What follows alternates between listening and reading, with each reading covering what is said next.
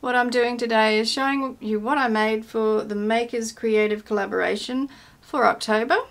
The theme for the month is Objects Otherwise Considered Trash.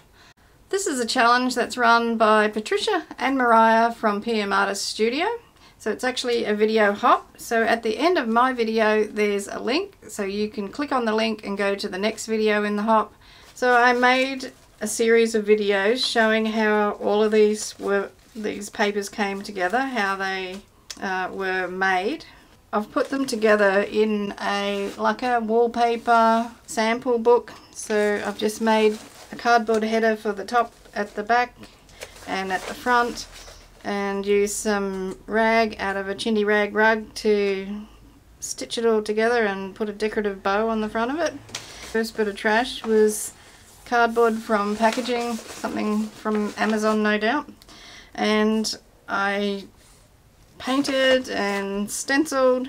It's a PM Artist Studio butterfly stencil I used there. I used inks, distress oxides on that, and on the back I did another one, but I didn't put any stenciling on it. I didn't worry about making sure they were all the same size, whether the edges were even. I squared them up a little bit, some that were really raggy, and I do have another video that will be out tomorrow showing you how I put the book together. This one is made with an onion bag and threads off a piece of fabric that frayed when it went into the wash. It's all stuck onto a piece of newspaper, and on the other side is some Momigami book page. So that's my first page. I put it to the front because it's my favourite. I love it. I'll hold it up so you can see the texture in there. It's beautiful. So that's acrylic paint on the... So the book actually goes this way, but I'm going to hold it this way so I can fit it in into the frame for you. The next page is another piece of newspaper. That's got pieces of Momigami book page on there, just plain book page, and on the other side is more papers out of that book about Asia.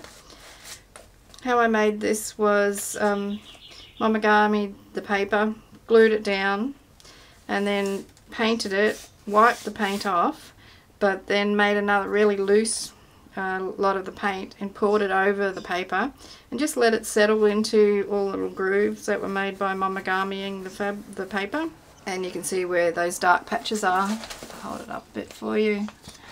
You can see where the paint has pulled into the creases. This is fabric off a chintzy rag rug. So this is glued onto a piece of tissue paper. This one is 2 pieces of tissue paper, and I've glued dried flowers in between. Got a bit funny this one, but I still like it.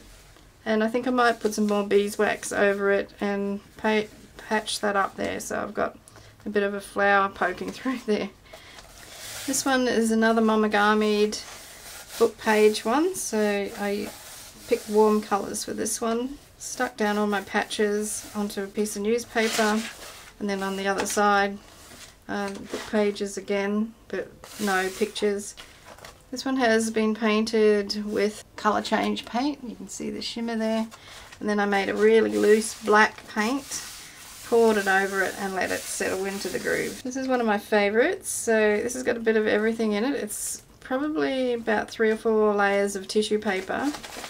But I've also put in here, there is bits of tulle, scraps of fabric, there's pieces of string, seed beads are in there, and I think there's some pieces of tea bag as well on this side. That's all tea leaves under that side. I sort of did it like 2 separate pieces of paper and then stuck them together, so we've got more textured page there. And this one is just the tea. I was experimenting with doing some eco prints. They didn't turn out anything, you know, marvellous. They weren't horrible, but they didn't print properly. So I thought I'll tear them up and stick them onto a piece of paper. So they're on a piece of tissue paper, I believe. And on this side, I painted the back of the paper, but then stuck a piece of net over it to sort of hold it together a bit. This one, the same thing with the Momigami and the book pages and the newspaper.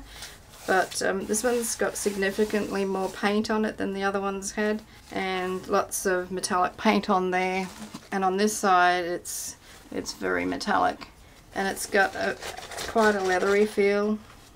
That blue that's on there, that is oxide ink. This is another one. I use the same that method with the book pages on one side and the plain text paper on the other. I just use different colours and different techniques, but this one I covered in gesso before I put any paint on it, and then I let you know, like a really thin wash of black sit on it to dry. This one is tea bags. So it's tea bags on a piece of deli paper. Well, it's not tea bags, it's the tea bag strings.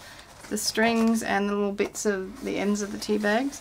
I thought they looked like flowers, like wilted little flowers, like poppy seeds or something like that. So I was quite chuffed with that one, the way it turned out.